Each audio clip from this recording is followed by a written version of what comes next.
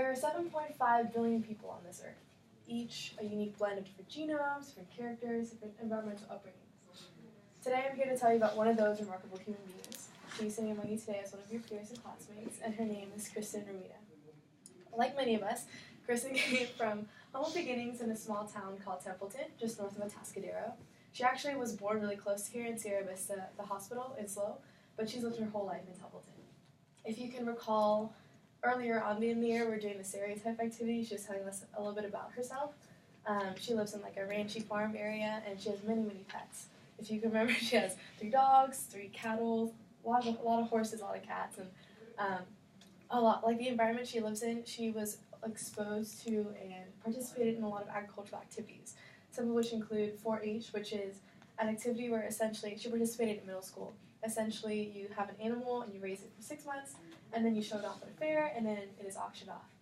She also continued this on in high school, where she participated in FFA, which is Farmers for America, and it's very similar to 4-H, but since you're older, you have a lot more leadership and speaking opportunities. And a lot of this and much more has influenced her to her choosing of her major here at Cal Poly as an agricultural business major. And Kristen's not only a full-time student here at Cal Poly, she also works part-time as well. Up in Templeton, she works at a restaurant called Nino's Grill, and you can, while I'm speaking to Kristen, you can tell that she's a very passionate individual. She puts a lot of herself, a lot of her time and effort into the things that she does, her school, her work, and even just the little things that she likes. She loves to read, all the things she does. She puts a lot of herself into it. And talking to her, she tells me that a lot of the incentive she garners for when she works is that she likes to use a lot of her work money to go to concerts. Probably in the past year, she's been to maybe 20 concerts, and some of which include Outside Lands, Florence and the Machine, 1975, Cage the Elephant. So you can tell she has a really great taste in music.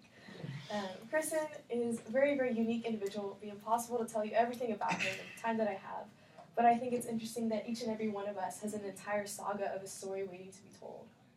Just think, 7.5 billion people. That's 7.5 billion pieces of fabric all interwoven into this tapestry that we call humanity. I invite you today to reach out, talk to somebody new today.